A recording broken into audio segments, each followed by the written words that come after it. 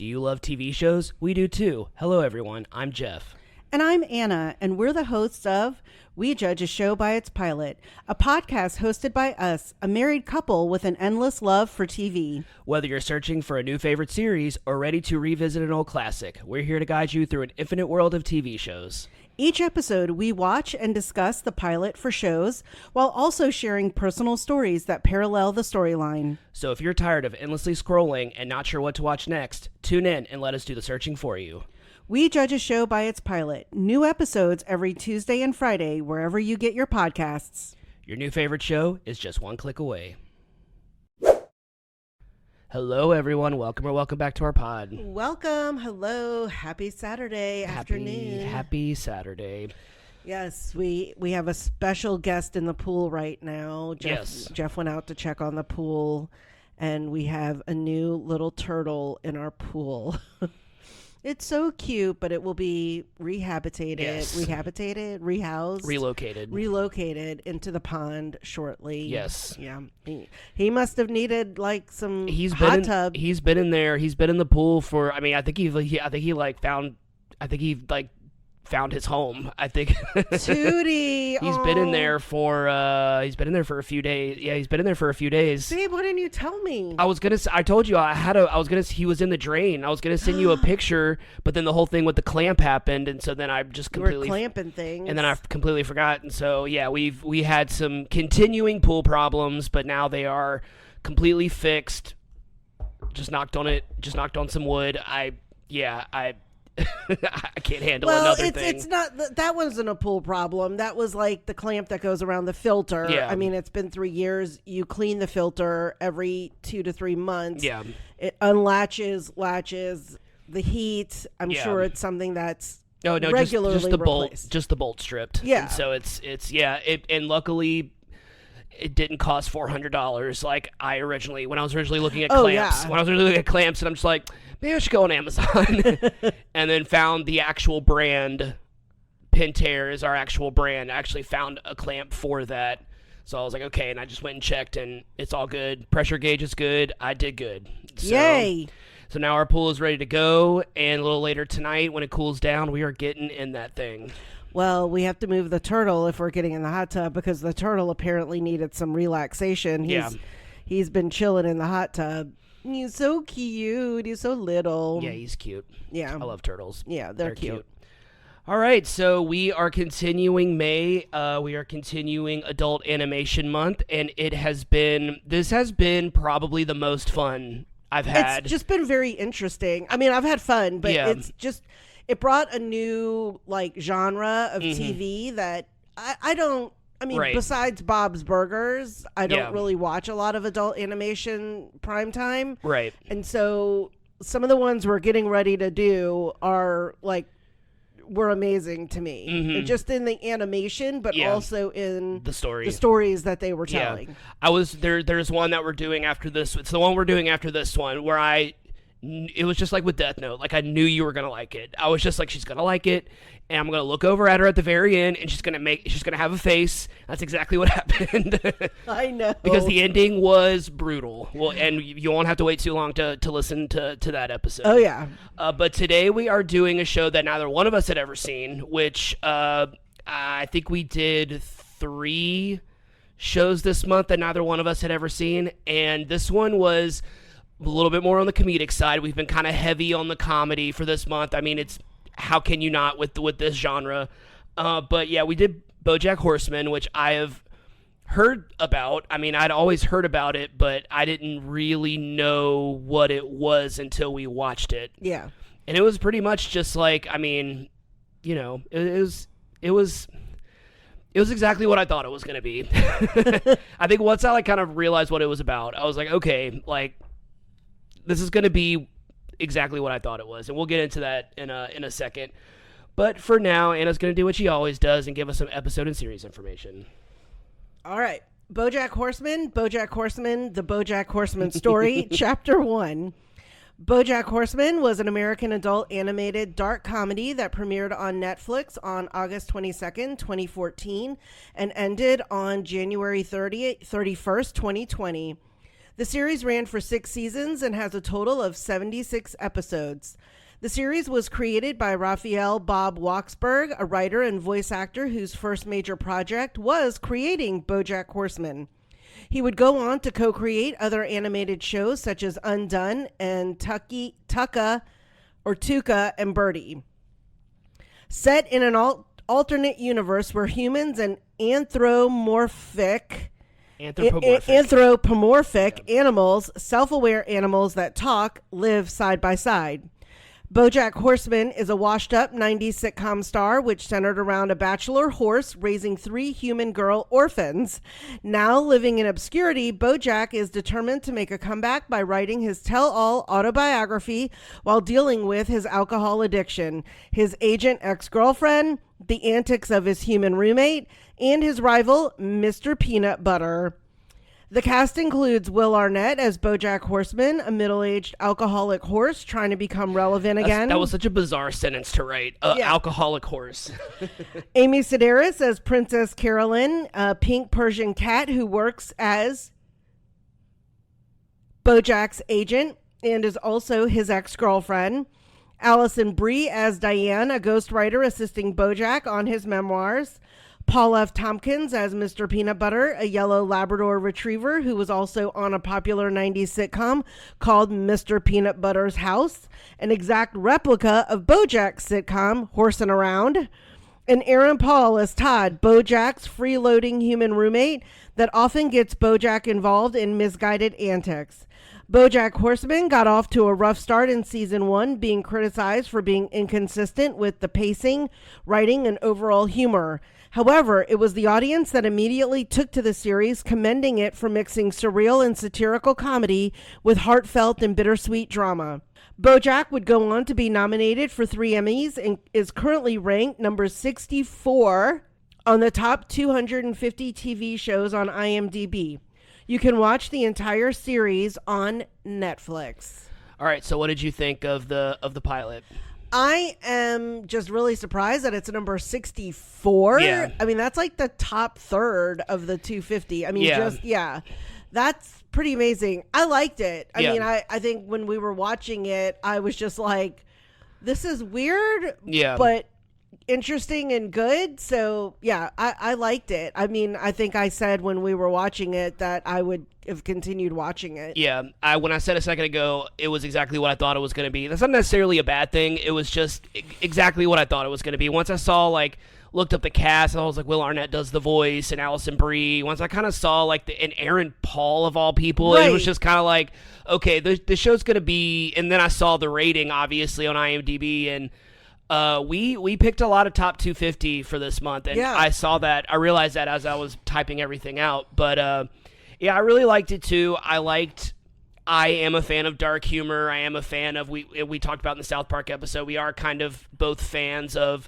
that type of satirical humor that kind of pokes fun at society in general. And I think with this show, it really, I mean, obviously pokes fun at the industry, but also kind of talks about how, in a weird way, it really, I mean, when they kind of talked about the bittersweet drama and surrealism, it definitely feels like a more grounded, in a bizarre way, a more grounded take on what the entertainment industry is like for a lot of actors who get one big role and then that's kind of it, you know? Yeah, because she just happens to be a horse that could talk. Correct. I mean, I think we can go ahead and lead into this about your other question about what is our take on the entertainment industry? Is this realistic? And I do sort of feel that, because I feel like right now, especially, everyone is trying to stay relevant. Oh, yeah. I mean, we talk about that a lot, especially with influencers, because let's be real, an influencer is a dime a dozen. Whatever is going to go viral next, that person is going to be popular. It's like majoring in business. It's just there's so many of you. Right. Well, I mean, but this in a way is really, to me, harder because you are your business. Right. I mean, I've talked about that That's the struggle. You're the brand. You're the brand. Yeah. You're the person who is doing it. And I imagine that's very difficult. I mean, especially as an actor, because there's going to always be someone younger, someone, that doesn't look as aged as you, and something new. I mean, like, that's usually that's kind of where we're at now. And that's why there's so many, and we have talked many times about shows that we've done on here that we've never heard of, that have been around for seasons and have won all these awards, and they've had all these episodes and have all these accolades, and like we're just like, oh, I've never heard of this show. Right, It's just like, and that's a kind of another example of just like with influencers, it's just, and there's just an oversaturation of all content. I mean, all content.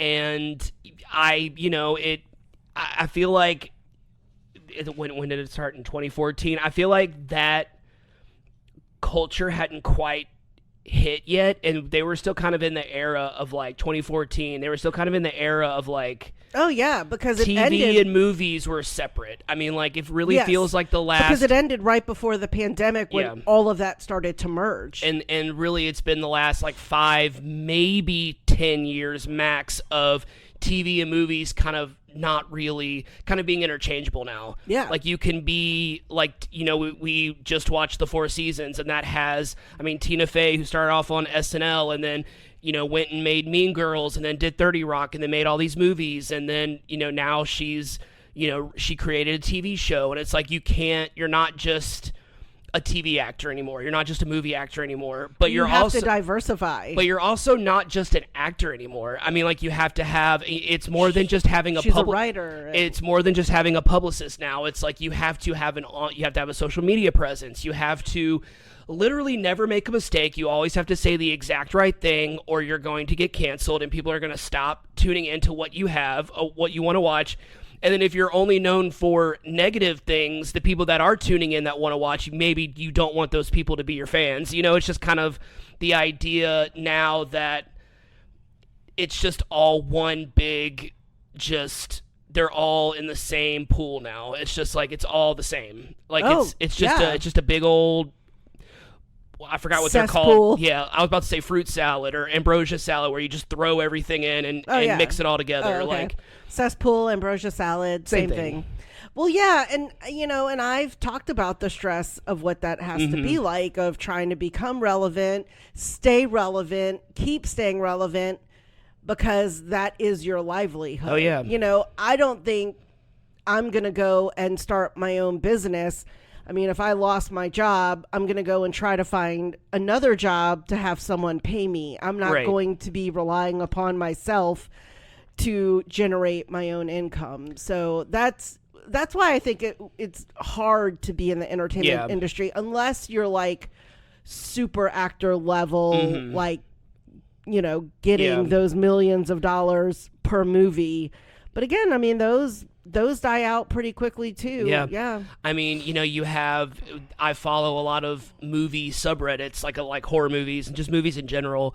And I mean, especially in the horror movie genre, like, you will have a movie that everyone will be talking about for like a month. And then it's just like, oh, and then the new thing comes out, and it's like this other movie never even existed. It's just, and then a year later, the movie that everyone was raving about, they're like, that movie's overrated. It's really not that good. And then 2 years later, it's like a cult classic. It's just one of those things where it's like, it's so inconsistent now that, like, I can't imagine working in the industry and thinking that I have like a steady paycheck unless I had a job. I mean, literally, it's really crazy that, like, there are certain jobs like Smosh where they work weekly and they have a steady paycheck, and that's like for a lot of them, especially the cast, that's the only steady paycheck they've ever had as an actor. Like, and everything else was just like a guest appearance here, a short film there, a commercial there. I mean, Keith got a Super Bowl commercial, so I mean, like, he probably made some cashish off of that, but like, not even enough. I doubt even enough to like get him through the year. You know what I mean? Oh, I would imagine not. I mean, it's not, I think like, it's just not as like lucrative as people think. It's definitely not nearly as lucrative as probably not nearly as lucrative as it used to be, because like we've said just a second ago, it's a dime a dozen. It's oversaturated. Well, that, and and things work differently now with like royalties and stuff. Well, I was gonna say, and even with residuals and yeah. Not a lot of actors had that written into their contract that they would get it. Yeah. And then especially those that were on older shows that are now on streaming channels, they don't necessarily get residuals from that because that wasn't written in.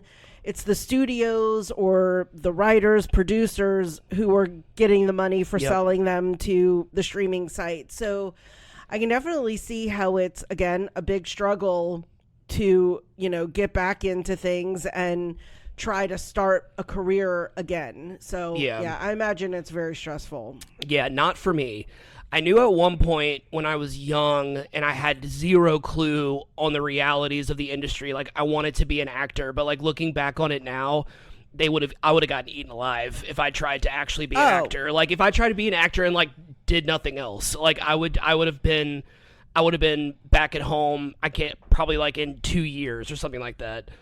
Can't even imagine trying to do it. So would you be interested in like continuing watching BoJack Horseman, or would you? I think so, because I mean, again, I know we say this on just about every podcast because we've run into very few shows that we were like, it's not for us. Yeah. But we both are television junkies, so that's it would have to be really bad for me never to want to watch it. I think But this one was one I would say I would watch, and it was only 76 episodes. So I definitely feel like we could watch an episode here and there, just over the weeks, and especially now with the summer that I'm home a lot. I'm pretty much home now until August. Yes. I have one trip to take in June, but otherwise, I mean, we have a lot of TV watching time to do. Yeah, I'm excited. I was kind of making a little mini list in my head. I'm like, what shows do I really want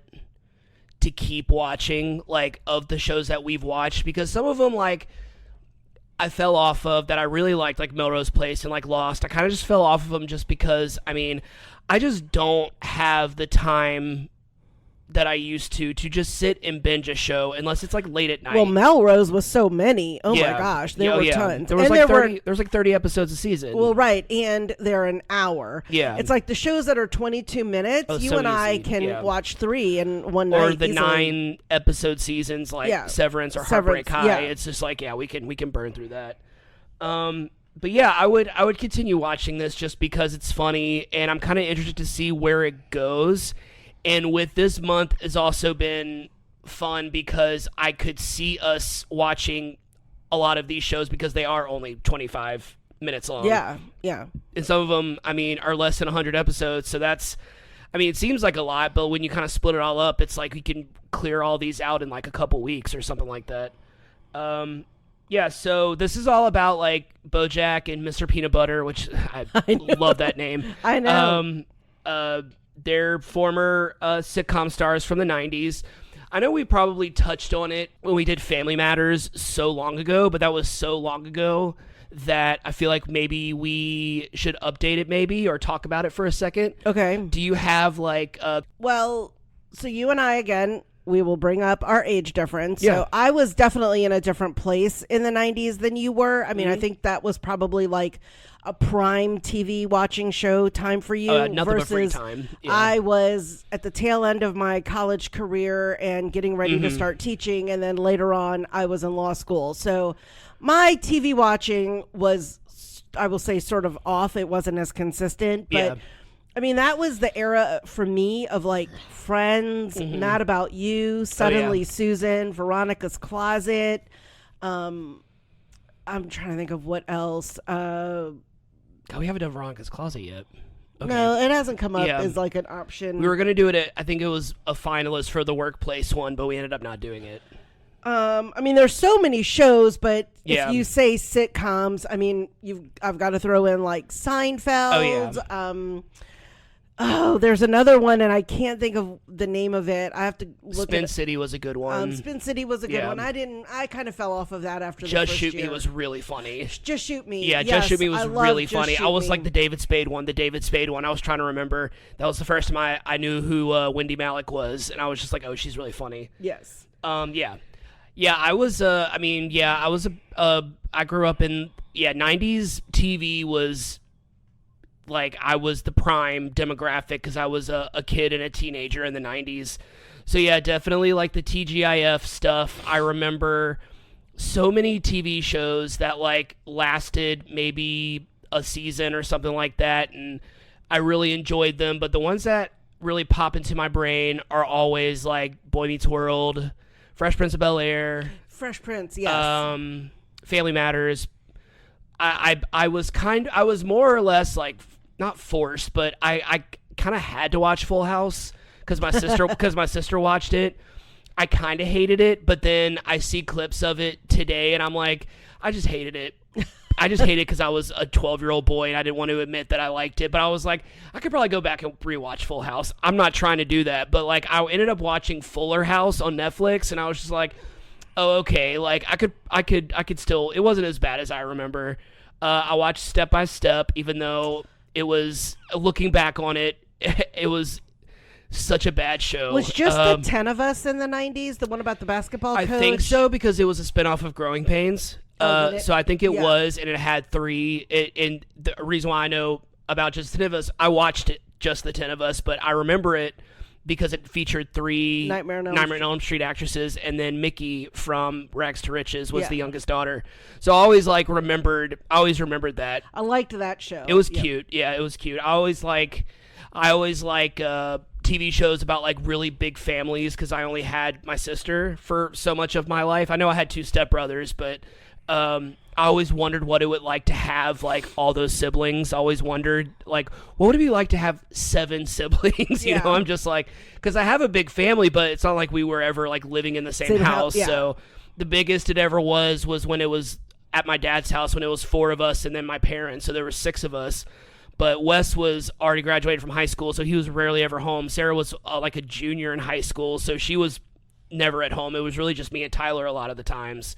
So I didn't know what it was like to have. And of course, just having to share a room with Tyler for like 2 years, I'm like, yeah, I would have hated having all those siblings, never having any privacy. That's pretty much what. Do you really wonder what it was like? When I was little, yeah. I mean, when I was young, because it looks idyllic. It looks like fun. I remember watching, but then I remember being a little bit older and watching Cheaper by the Dozen and being like, no. Yeah, no. No, just pure chaos, and I can't even imagine how much you're having to spend just on food. Just on eggs, you know, I'm like just on like milk, like just on like the most laundry, detergent. Like I can't even imagine like what you have to go through. I can't even imagine. Yeah, that'd be a nightmare. So I'm pretty basic with 90s sitcoms. There have been so many that like I would have to full on like look at a list of them and be like, oh yeah, I liked that. Oh yeah, I liked that, just because that's how much I watched of it. Because I remember like even the sitcoms from like kids shows. Like I remember Clarissa Explains It All. That was really good. I remember that's not a sitcom. Sketch shows really aren't sitcoms. So yeah, I watched a lot Growing Pains, which I think was kind of 80s and 90s. Oh, okay. I did watch Cosby Show. I did watch Roseanne. Those are still funny, but the people that, you know, were the stars of that aren't the greatest people in the world. So take with that what you will. But yeah, I remember watching a lot of Roseanne just because I thought it was super. I thought it was in the stratosphere. I thought it was super relatable because it was just a normal like working class family. It wasn't like they didn't live in like this mansion. They didn't live in this like big mansion, and it was just like, you know, what do you do for a living? It's like, I'm a cop. I'm a elevator operator. It's just like, then how do you you're a talk show host for like a local TV station. How do you have this big ass house in the middle of San Francisco? Right, you know, it's just right. like Full House. That was a Full House reference, but like, can you imagine? And that house is located like in the hot spot where the exterior of that house is. It's the rainbow houses in San Francisco. Yeah, I mean, it's like famous. They're famous. So I mean, like I can't even imagine like how much that actually would cost. And like I said, he was a local talk show host, and he had a dead wife. So it was like, and I don't think she left him any money. So it was like, yeah, I just that part always cracks me up. But that's why I liked Roseanne, because I was like, this feels more rooted in reality, and it felt. Well, it's probably why they had Uncle Joey, and then like Dave Coulier's character. I forgot what his name Dave is. Coulier was Joey, and then John Joey. Stamos is Uncle Jesse. Uncle Jesse, yes. Joey and Jesse. That's probably why they had to have them live in with They were jingle writers. Like they did. Like none of them had a lucrative job. That's probably why all three of them had to. And then Becky moved in. Lori Loughlin moved in, and she was just a co-host with Danny. So it was like, none of y'all are making money. Exactly. Like, that's why all four of y'all are living in that house. That's why Becky and Jesse are living in the attic. Yeah, That's funny. I probably name it. I've probably seen it when it comes to 90s sitcoms. So this show is all about, well, at least the pilot. I don't know how much of the show really has to do with BoJack's comeback. If this is just kind of like the starting point of us getting to know BoJack and his journey, if this is all what it's about. But it seems like it's just going to be about his kind of wanting to make a comeback. And that's especially what the pilot is about. Yeah. It's about making his comeback. We have seen, and I've been very happy the last few years. There has been just like a resurgence of comebacks of actors, and it's happened throughout. It's not like this is the first time it's ever happened, but like over the last, I would say like 20 years, there has just been like a resurgence of people that were really famous in the 80s and the 90s who kind of fell into obscurity and then out of nowhere came back. And you look at someone like Robert Downey Jr., who kind of faded out, and he came back, and he's Iron Man, and he's like one of like the richest people in Hollywood. And it's like, that's crazy. You know what I mean? Like, it's just crazy when you think about where he was in the 90s. Anyway, so what are some of your favorite like comebacks for actors, actresses, TV, maybe podcast, maybe they came back with a podcast or, something? Well, obviously, two that right now are just having moments that we were both very happy about were Ke Huy Quan from Goonies, from Indiana Jones. Oh, yeah. And of course, Demi Moore. Mm-hmm. As I've stated before, I have loved her since General Hospital, Jackie Templeton, and of course with The Substance, and Ke Huy Quan with Everything, Everywhere, all at once. Yes, got to get it right. I love that movie. So again, I'm just always happy to see people who, have just been Demi has been, I will say, a little bit around, not really acting too much. Her cameo in Rough Night was pretty epic with Ty Burrell. Yes, that was freaking hilarious. She married Ashton Kutcher, stayed a little bit, in the media because of him. Of course, they had kind of an acrimonious divorce. She wrote a book, her memoirs, that kind of rustled things up. And then she was in The Substance, got nominated for tons of things, won a ton of things. She didn't win the Oscar. Again, that one was kind of like that night, the whole chatter was Micah Monroe won for Honora, and she had lost for The Substance. Sorry if you haven't watched the Oscars, but everyone was like, and exactly like Mikey Madison. Micah Monroe's from from Greta. Yeah. Mikey Madison, I know. Mikey Madison. There are too many actors and actresses to keep their names straight. I know, especially the alliteration. Exactly. Eminem, not Marshall Mathers. So it was hilarious to see everyone going and apparently the Academy didn't watch The Substance, which we've now learned, voters didn't even have to watch the movies. Yeah. Until now they have to. The screenshot of that meme be like, so this is just now becoming a rule. Here it was this, ingenue coming in for her. She has been in a few movies, but this was her kind of first big nomination. And here was a seasoned actress, had been in lots of banger movies and, soap operas and things like that. Got her start in the 80s and has been around for decades. And she was great in The Substance. Again, I'm not a voter. I'm not a critic. Right. I loved her in that. I did not see Honora, so I cannot vouch for her performance in that movie. But I think it was just great for Demi Moore to finally get some cred for all the work she's done. Oh, yeah. And she has said as much that she was happy for Mikey Madison. Yeah. And that she was happy for her, you know, and that, you know, she had won so many, Demi had won so many, so she was happy about that. And then Ke Huy Quan, I mean, I don't know anything he was in. He was a stunt coordinator. Oh, okay. So that's why like 90% of the fight scenes he was doing for real and Everything Everywhere All at Once. And he just gave like such a... I love that movie. Like, I've watched it probably 3 or 4 times. It's a lot. It's a lot to take in. It's a very... I would say it's not a movie that if you've never seen it for the first time, you can't just like play on your phone and not pay it. Like, you have to, it's one of those movies where like, if you're not paying attention, you're not going to get into it. Yeah. And that whole cast that whole cast swept the Oscars. I mean, like, everything, like Jamie Lee Curtis, Michelle Yeoh, and then, Ke Huy Quan, he won, like all 3 of them won. The daughter didn't win, but she was in the same category as Jamie Lee Curtis. So it was like one of them won. And Jamie Lee Curtis, I felt like, she gave such a great performance in that movie. But like I was so excited when it was not only that he came back, but now he's just like starring and stuff now. Yeah.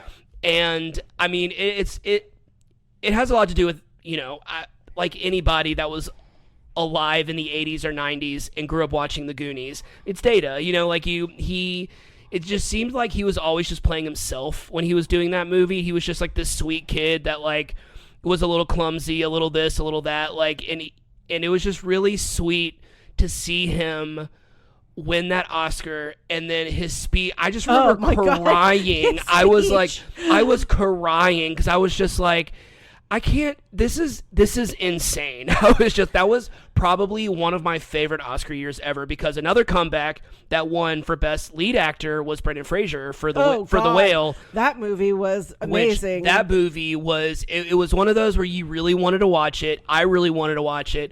I knew it was going to be one of those movies that was like, this is going to be extremely bleak. This is going to be very sad. There's going to be probably very little resolution. And that's what happened. And I mean, like, but in the end, he was there for his daughter when she needed him, and then he was able to die happy. I don't think I'm giving anything away. That movie's been around for a while, but like, and if you don't think he's going to die in that movie, I don't know what to tell you. Right. He's on the verge of death throughout that entire movie. But yeah, like, and you know, even kind of going a little further back in the 2000s, I remember watching How I Met Your Mother and Neil Patrick Harris just coming back, and I remember him being in the Harold and Kumar movie, playing a fictionalized version of himself, obviously, because he was playing a straight sex hound in Harold and Kumar, but he kind of came back and it was like, oh, he's funny, and it was just like, oh, he's really funny, and then he went on How I Met Your Mother, and it was just like, oh, he's really funny. It's just like, oh, like, he does it. You forget that he's, you know, this very like professional, very like composed act, because I mean, he just sold it in How I Met Your Mother playing Barney Stinson. So one other thing that I want to say about comebacks, and these are comebacks sort of in a different way because they just might not be acting, but this has maybe brought them back to acting when I don't think we're anticipating it, is sort of the plethora of podcasts. Oh yeah. And all of that, I think, to me, they might not have been the first, but I think they were the biggest, was, of course, The Office Ladies, which launched 1 million rewatch podcasts, hence our podcast, of just watching pilots, though. Yeah. But ones that I've been watching, and it's maybe led to, and you might realize this when I say it, is the podcast of Robert Eiler and Jamie Lynn Sigler from The Sopranos. Yeah. They do a podcast, and it's a little Sopranos, but also a little bit of like pop culture and life. And just chit-chatting. And to listen to them, and Jamie Lynn Sigler she's married to like a former baseball player, has 2 kids. But Robert Eiler, I think, has started acting again. And he had some struggles with either drugs or alcohol during his Sopranos era, which is probably common for a child actor. I think that was his first big thing ever. And so to see them, I'm sorry, who did he play on the show? He was AJ, the son. Okay, I didn't watch. That was Meadow and AJ. They were brother and sister. They were like really the only major kids on the show. I mean, there were random kids throughout, but those were the main two. But to see him have a resurgence, because I mean, I don't think he's been on really anything. Mm-hmm. So the podcast has brought him back, as well as, you know, just their podcast, the talking about the show, and whatnot. But I feel like podcasts have brought a lot of actors and people back into the pop culture, into the talk. I mean, you and I listen to several rewatch podcasts like Girls Next Level. So many Pod Meets World. So many of them have kind of evolved into kind of what you were talking about with the Sopranos one, where it's not so much like with the real doctor, with fake doctors, real friends. Yes, with Zach Braff and Donald Faison. Like they still talk about Scrubs, but like so much of it is just them having their friends come on from the show and them just talk about stuff that happened behind the scenes. Right. And that's way more, for me, that's way more fun than just hearing like an episode, for them talking about like what an episode was about that we already know what it was about. I mean, and with Pod Meets World, they've kind of branched out, and they've not just brought back people from the show, but they kind of brought back people that were on TV at the time. And like they've had like Melissa Joan Hart, they've had Hillary Tuck, like they just had different people that maybe they were on the show, maybe they weren't, but they were still in the stratosphere, like you said earlier. Like they were in the zeitgeist. And like Andrew Keegan came on there, like all the Lawrence brothers have come on there. Like, you know, it's just really, you know, it's just really cool. But with Girls Next Level, I feel like since there weren't like a ton of episodes of Girls Next Door, I think they've been really good about stretching it out. Oh my gosh, they've been on like 3 or 4 years. Yeah, they're only on like season 3. They just ended season 3, I think, or 4 maybe. Yeah. But yeah, they're really good at blending and mixing things in with guests. And every episode's, I mean, not every episode's like a banger, but every episode's interesting to a certain degree. And yeah, so again, we're not going to start delving into podcasts because we could do... Talking about comebacks. Yeah, comebacks. It's relevant. But I mean, to me, that was one that was pretty interesting because, like, I think that's the other thing is you always have these questions about people, like what happened to them? Yeah. Where did they go? And, I mean... like both of our moms watched that show. Yeah. And so that to me was really interesting to listen to them about their actual experiences. And I mean, even Kendra came up for air, not on their podcast, but on another podcast and has kind of given the third version of the story where she was like, yeah, I knew what I was doing. Yeah. I did it. It saved me. It was a great experience. Here I am today. And then you have, you know, like Bridget, who kind of stays very neutral. And then Holly, who ironically is like, I hated it. He tortured me. I never wanted to be there. And everyone, you know, is always like, really? But anyway. Yeah, Well, I think at some point... we'll do podcasts of TV shows one day. I think at some point we'll be doing reality shows for a theme month sometime in the future.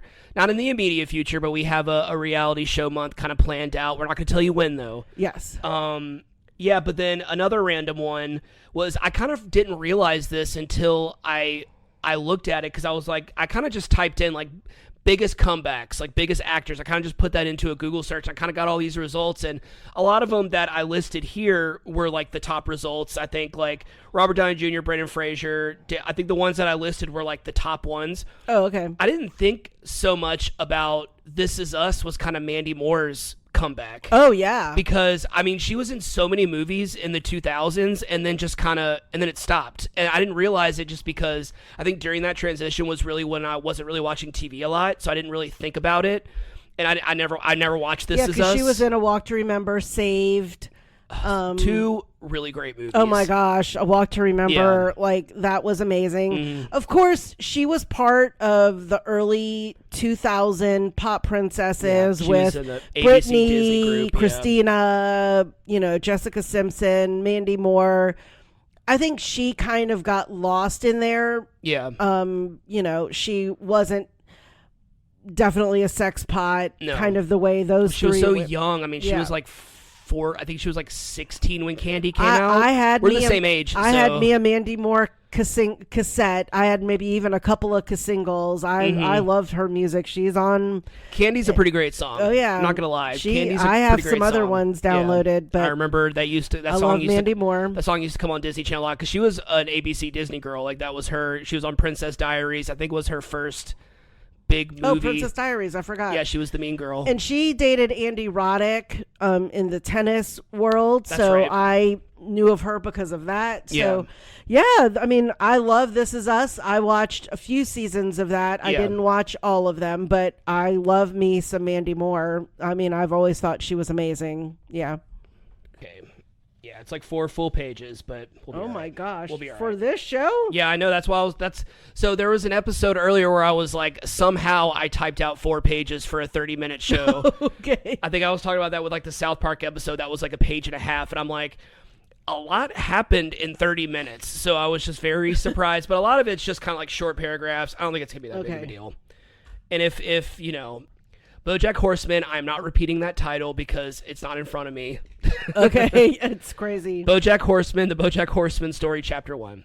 Former sitcom star BoJack Horseman is being interviewed on Charlie Rose. We see a clip from BoJack's 90s sitcom Horsin' Around, where he plays a bachelor horse that adopts 3 orphan girls.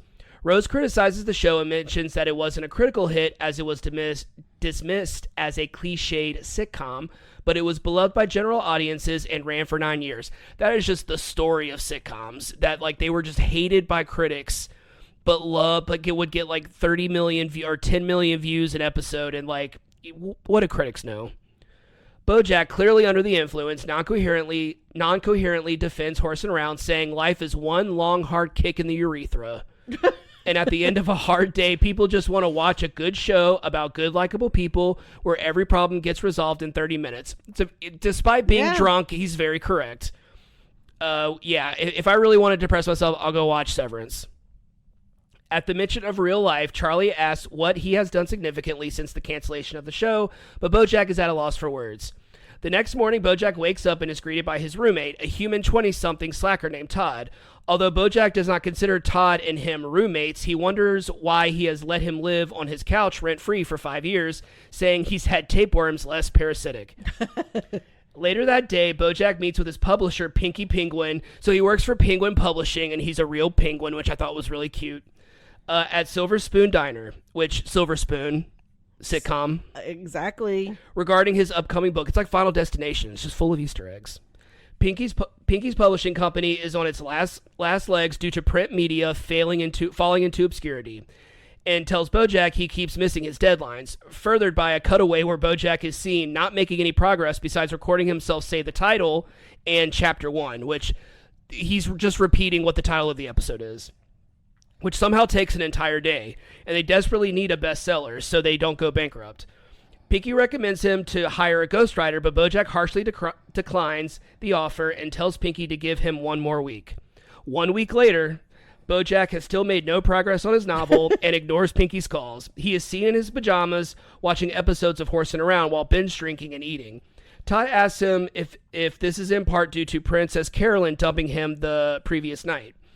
There is a cut to 10 hours earlier at Elefante. Princess Carolyn, a pink cat lady, dumps BoJack because of his fears of commitment, as he doesn't even want to have a baby or start a family with her. Oh. All the while, BoJack is acting inattentive and then defensive, even revealing he recently had sex with actress Emily Mortimer. Trivia, that is the mom of the youngest son on White Lotus this season. Okay. Yeah, Sam. Right, okay. Which further shows how little weight their relationship holds to him. Mr. Peanut Butter, a yellow lab, and BoJack's I know it's such a cute name. And a yellow lab and BoJack's one-sided rival notices the two of them and interrupts their breakup, exclaiming, "BoJack Horseman and Mr. Peanut Butter in the same room? What is this, a crossover episode?" Which he says a couple times throughout the episode. It's actually kind of funny. Much to BoJack's chagrin. Todd suggests that they throw a party to cheer him up, but BoJack declines, saying he'll just eat too much cotton candy and throw up like last time, which they cut to him throwing up in an ungodly amount of pink substance coming from his body. BoJack then questions Todd on who told him that he and Princess Carolyn broke up. Todd then gestures towards an annoyed Princess Carolyn and she says he never took her home last night. BoJack sarcastically says everything is his fault, and Princess Carolyn certainly tells him once again to take her home.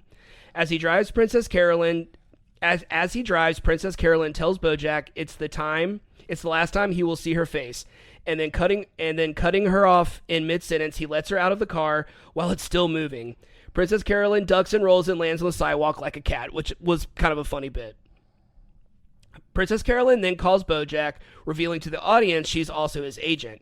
BoJack is confused when she cheerfully calls him as his agent, as they just broke up. She tells him she can separate her professional life from her personal life, and she tells BoJack that Penguin wants an update on the book he's pretending to write. BoJack reluctantly agrees to an appointment on Tuesday. At Penguin Publishing, Pinky that's a lot of P's there. Is upset that BoJack has still made no progress, saying the company is in dire straits, not helped by bad investments they made. He tells BoJack they are tired of waiting and are hiring a ghostwriter. Pinky then hands BoJack a business card with the name Diane Nguyen on it. He insists she's great and has a thing for horses. Pinky then hands BoJack a copy of Secretariat: A Life, which was written by Diane, and BoJack looks at her bio on the back with her photo, showing that she's a human Vietnamese woman. He remarks that she's cute and also that he always wanted to play Secretariat in a film. Pinky tells BoJack to give Diane a call and tell her that. So, thinking about that, so like Secretariat would be like the biggest movie for a horse. What would be the biggest movie for a dog? Would it be Cujo? Would it be Old Yeller? Well, no. Well, Secretariat was actually a real horse. Babe. I know. I'm just saying, like, no, what's the biggest movie? I'm like, what's the biggest movie for like each animal? It was just a random thought I had. I know, but I'm trying to think of like a famous dog that there ever was. Like a real dog. Like a real dog. Okay, I see what you're saying. Yeah, Secretariat was actually real, so he wants to be the real. He wants to be the real racehorse. That's what's really funny. Okay. Sorry. No, you're good. I was just thinking, I'm like, what would be like the pit, like the ultimate role for a anthropomorphic dog? What would be like the role and that everyone would want? I figure Cujo's like the biggest like dog movie that would be a dramatic for a talking dog. If he was going to do a remake, then yes, he would. He could be Cujo. Was there a Secretariat movie? Yes, there was with Tobey Maguire. I never saw it. Oh, okay. Oh no, wait, that was Biscuit. Seabiscuit? That was Seabiscuit. That's what I keep thinking But there of. was a Secretariat movie, I think. I don't I'll know. look it up. Why do you ask me these things so randomly? I don't know. Okay. It's funny. Let's stop quarreling. At home, BoJack vents to Todd about being a failure and not being able to start his book. Todd reassures him, and Princess Carolyn, who's in the kitchen, tells him to let the lady write his book and be done with it, and reveals she's even there in the first place because she and BoJack had sex the night before and is now making breakfast. Todd suggests throwing a party and he can meet his ghostwriter that way. BoJack then questions what party and why Todd is so obsessed with throwing a party all of a sudden. And a previous and following flashback reveals Todd got into some trouble with the Mexican drug cartel at some point recently, and the leader says he owes him a place to throw his daughter's quinceañera. Todd, with a scared look on his face, simply responds to BoJack's questions by saying, "Parties are fun." It's just so funny that's Aaron Paul's voice. Yes. Jesse. And I think that sometimes when we watch adult animation, when you know the voice, it's kind of like you start visualizing that person. Yeah. So it is sometimes a distraction, but funny. Yeah. So. For me, it's Katie Seagal in Futurama. Yes. Yeah. Yes. Princess Carolyn then asks BoJack if the book is so important to him, why he hasn't worked on it in a year and a half. BoJack then says the book is his legacy and everyone thinks of him as a washed-up hack. BoJack then suffers a mild anxiety attack when he explains his fear of an unsuccessful memoir dooming him from becoming relevant in the public's eye again. He is hospitalized shortly after. The doctor then comes in and tells BoJack he suffered from a mild anxiety attack and that he needs BoJack to take it easy. Princess Carolyn then retorts that all BoJack ever does is take it easy, and he doesn't even have any real responsibilities or a job. BoJack then solemnly tells the doctor he can try.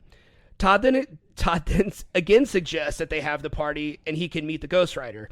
BoJack finally gives in and says they can throw the party. At the party, which is really a quinceañera, BoJack is eating cotton candy, which we know where that's going to lead to. Oh my God. And is confused by the random people, but Todd avoids the question by saying they are people from all different walks of life.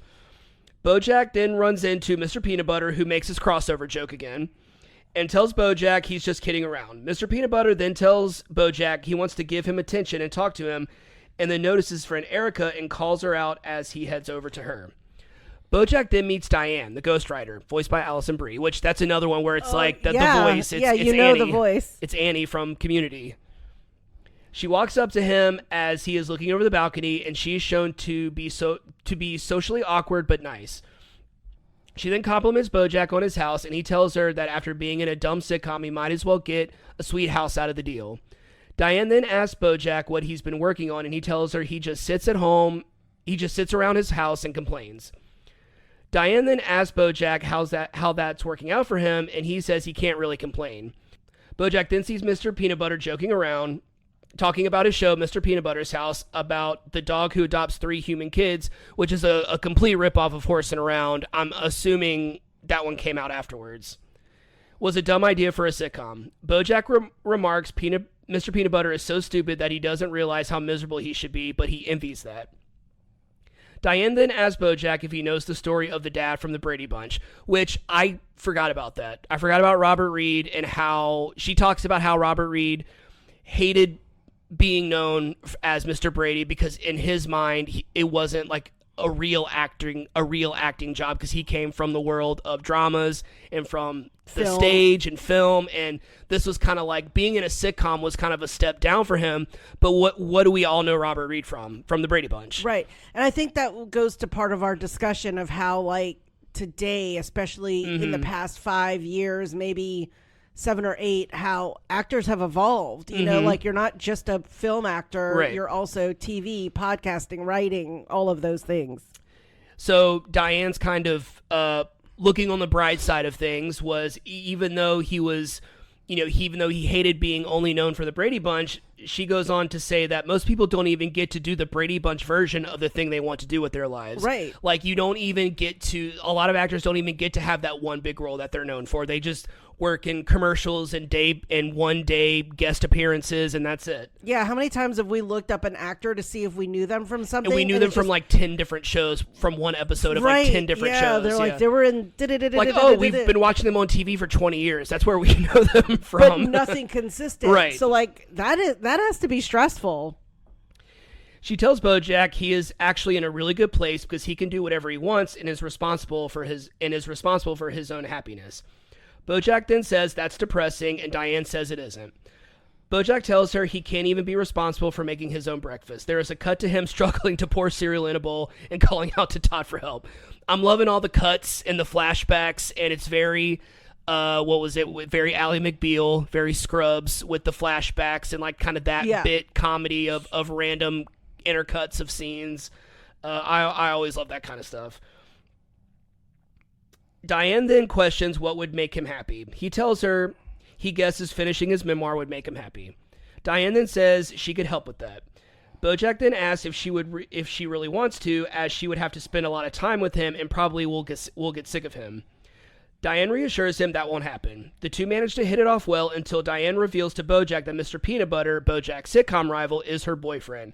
And after Mr. Peanut Butter walks over to them, BoJack questions this and says that he's really happy for them while uncontrollably vomiting cotton candy at the revelation over the balcony. And then when you see the amount of vomit that he has just, end of episode. I don't know what it is about an awkwardly long vomit take that I just find so funny. I don't know why. Especially even in cartoon form. Right.